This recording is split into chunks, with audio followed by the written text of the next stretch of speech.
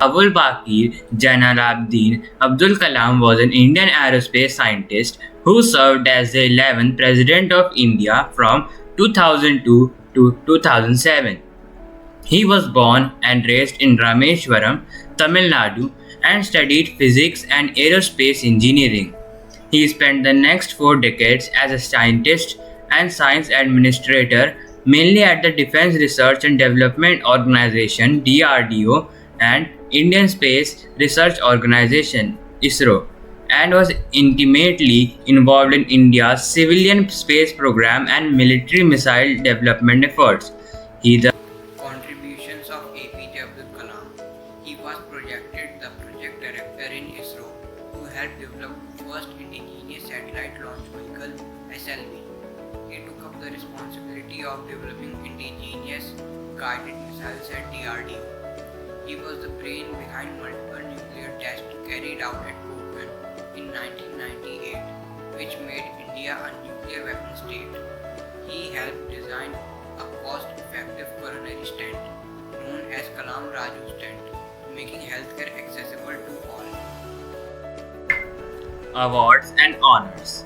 The Government of India honored him with the Padma Bhushan in 1981 and the Padma Vibhushan in 1990 for his work with the ISRO and DRDO and his role as a scientific advisor to the government.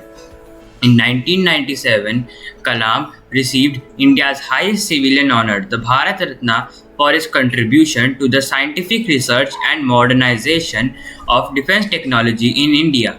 In 2013, he was the recipient of the Von Braun Award from the National Space Society to recognize excellence in the management and leadership of a space-related project. Facts about APJ Abdul Kalam. He was India's first president who was a bachelor and a vegetarian. You will be surprised to know that he received honorary doctorates from 48 universities and institutions from India and abroad. Kalam missed an opportunity to become a fighter pilot for the Indian Air Force. His dreams were shattered when he was ranked 9th when there were only 8 openings. On 27 July 2015, Kalam traveled to Shillong to deliver a lecture on creating a livable planet Earth at the Indian Institute of Management, Shillong. While climbing a flight of stairs, he experienced some discomfort, but was able to enter the auditorium after a brief rest. At around 6:35 p.m. IST, only 5 minutes into his lecture, he collapsed.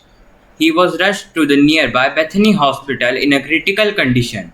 Upon arrival, he lacked a pulse or any other signs of life. Despite being placed in the intensive care unit, Kalam was confirmed dead of a sudden cardiac arrest at 7:45 p.m. IST.